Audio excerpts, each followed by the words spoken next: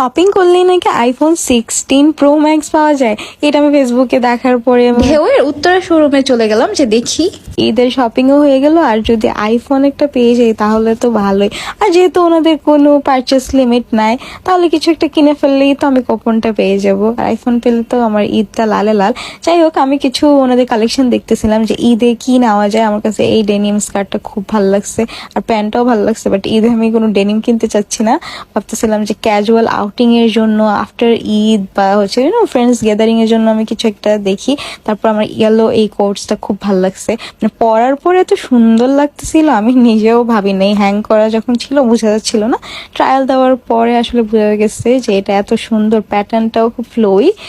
আর এই টপটা আমার ভালো লাগছে, বাট এটা আসলে ওই রকম মানে আমি হিজাবের সাথে স্টাইল করতে পারবো না। দেন আমি আবার চলে গেলাম back to my favourite colour. Black টপটা আমার ভালো লেগেছে, আমি ট্রায়াল দিলাম যে দেখি এটা কেমন লাগতেছে। এটাও কিউট।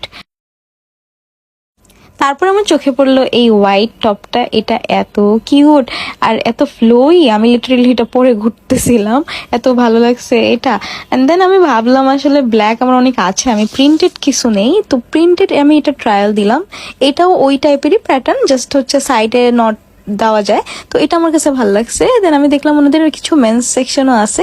মেন্স সেকশনে আমি কিছু নেই নাই, জাস্ট দেখে আসলাম যে নেক্সট আমার ভাইয়ের জন্য কিছু একটা নিব।